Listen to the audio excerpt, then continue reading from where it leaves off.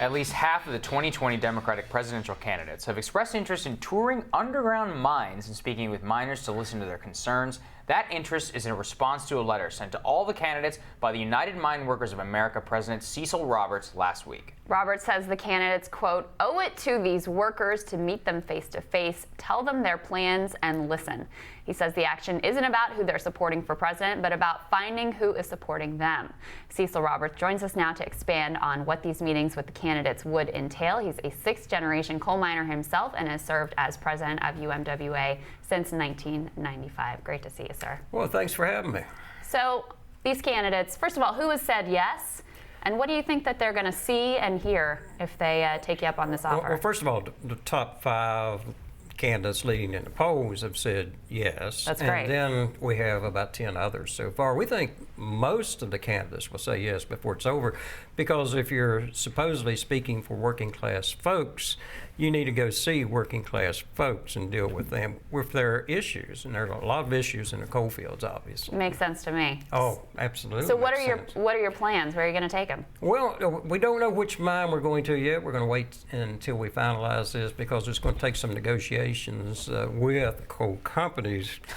Obviously, most of whom are what, Republicans and conservatives. Yes. They're going to be a little leery about Democrats coming to their facilities, but we think we can pull this off. We've had some conversations up to this point. People are actually pretty excited about this, both the workers and people in Appalachia who don't always have their voices heard. That's very true. Debates. So, Cecil, we've talked about this before.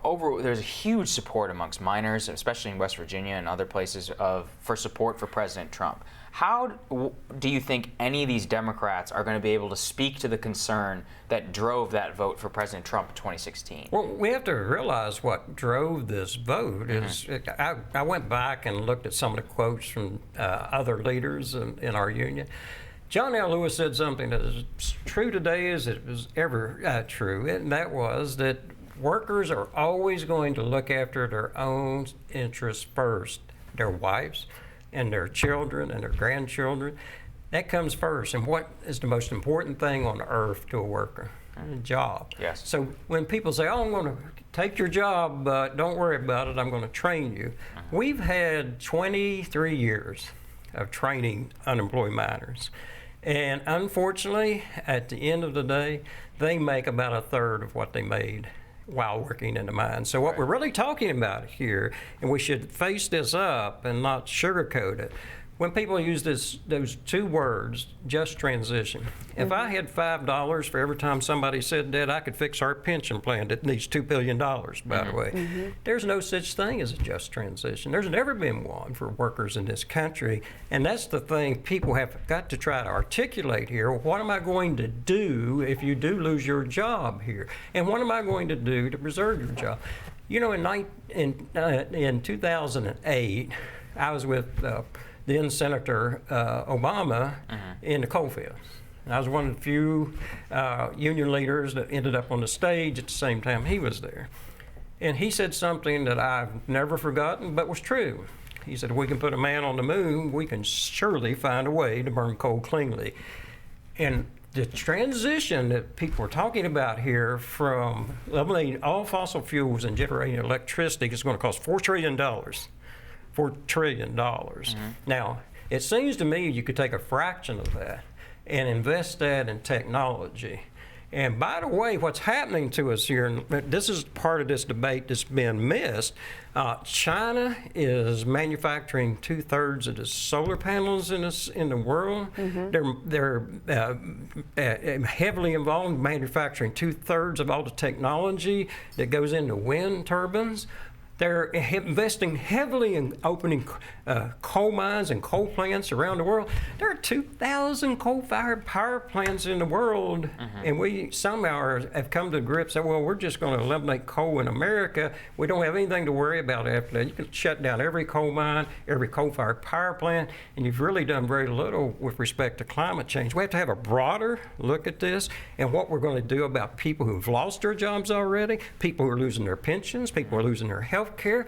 So people are naturally upset in Appalachia, and I can understand it. And by the way, I would just mention something here today. Sure. In 1935, the First Lady of the United States, Eleanor Roosevelt, you know what she did? She went underground. When people were saying women shouldn't be doing this, what kind of woman is this? And she went underground and talked to coal miners about their health, their safety, their wishes, and their ambitions. And when she came out, she was asked, what is it going to take to keep the mines safer? She said, there's two things, legislation and unionization will protect coal miners. It's true then, it's true today. Then she went out and made a speech to 2,500 people. But before she did that, she visited what was called then people's universities, where people, working class folks, were going to school and getting a better education. And she also said something that just as true today as it was then, that we've got to talk to one another and understand each other's concerns and everyone's ambitions here. And that's what we're challenging these candidates to do. It's not about who we are for. We're trying to figure out who's for us. Yeah. And I think that's the main thing. Well, for people who don't know your whole history, you came up in the coal fields, you worked underground, and you have been very active in the union for a long time, I think it's fair to say. Strike leader in the piston coal strike, that was 1989, is that right? Yeah, it was 4,000 people were arrested in nonviolent civil disobedience, and we were fined $64 million, and the Supreme Court of the United States overturned that. It's probably the greatest strike since maybe 1946, which was another UMWA strike, by the way. What do you think of the current state of the labor movement in America? Are you seeing a reinvigoration? We've seen these teacher movements across Appalachia and a lot of other places in the country. You know, I'm very close to the teachers, particularly in West Virginia. We were right there with them. We challenged everybody in the state to stand with these teachers, and we tried to make sure everybody understood that their strike's our strike. When one worker's on strike, that's everybody's strike. And solidarity doesn't stop at the office door. It's out in the coal fields, and it's in the classroom. So when one group of workers are attacked, all workers are attacked from my perspective. And these were teachers whose grandfathers were coal miners and dads were coal miners and great-grandfathers were coal miners. They grew up watching strikes of UMWA members and standing up and fighting for their rights. I cannot tell you how many of these young teachers I met says, my grandfather told me to tell you hello. It used to be, my dad said to tell you hello. My grandfather said to So that's what happens as time goes on, right? So the one thing I would love to get your take on is there's this big movement right now in the Democratic Party, the Green New Deal. It's about transitioning our economy away from from coal future and things like that. As you talked about here, and I couldn't agree more, which is it's a massively important strategic resource. How do you see that tension in the Democratic Party, and how are you going to approach that? Well, it's not only tension within the Democratic Party, there's some tension within the labor movement with respect to how this is all going to play out. One of the things that we said early on in this, as you might guess, it's almost impossible to transition in 10 years away from fossil fuels, even if everybody was for it. It just can't really be done. But if you did do that, you're going to have a massive, terrible economic problem on your hands here. I want you to think about what's happened here.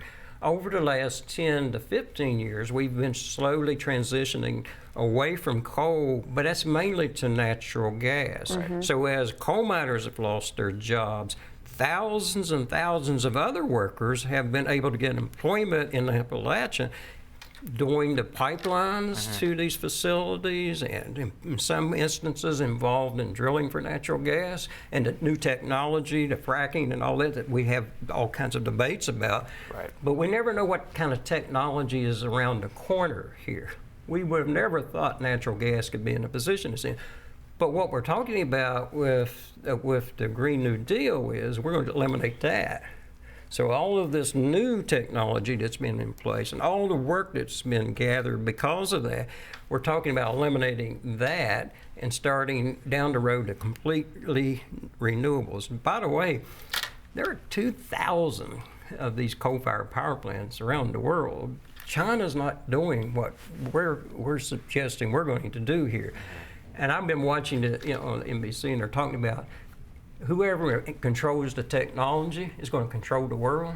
Well, China knows that really well. Sure. They're going to be controlling the energy in this world. And when they control all of the energy in this world, they're going to control the world. Do you view climate change as an existential threat? Oh, no one's ever, I shouldn't say no one's ever said anything negative with respect to that. We believe climate change is real, and we've never debated that. The question for us is, well, what do you do about it? And we do believe if we're going to save the world, if we believe that climate change is a threat, we've got to deal with this on a worldwide basis. Sure. This country, What people would say, though, is that the U.S. has to be a leader here, right? And no one's going to follow you if you're not walking the walk. China's not going to follow you anyway, though, right? Yes, China has this ambition of leading the world, not following us anywhere. Would be my response to that. And if you don't develop, should we just throw up our hands and give up? No one's suggesting that. I believe we need to be the leader in developing the technology that can remove carbon emissions from the burning of all fossil fuels. Because if you don't do that, you're not going to be able to save this planet, because it's a worldwide threat to all of us, right? It's not just a threat in Appalachia. Sure. Sometimes people in Appalachia believe that people are looking at us and say, well, they don't have any votes, they don't have any power, so we can do anything we want with respect to changing energy in this country to those people.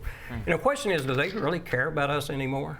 They being the Democratic Party, they being people in power, whether they're Republican or Democrats. Well, we care about you, and they're telling us that you have to go, so. You've got a heart out in 20 seconds, so we're going to say goodbye. We have a lot of other things we'd like to talk to you about. Thank you for bringing me back here. This is one of my favorite places in the whole wide world. Thank you. We love having you. Great to see you, sir. Thanks, Cecil. Tweet storms are everywhere this weekend. Trump at AOC, back at Trump. We'll talk about the end game, if there ever is one. And Biden presents a health care plan. Going to sound pretty familiar to you, while the GOP scrambles to present their own plan to replace Obamacare. We're going to talk about all those stories when Rise It continues.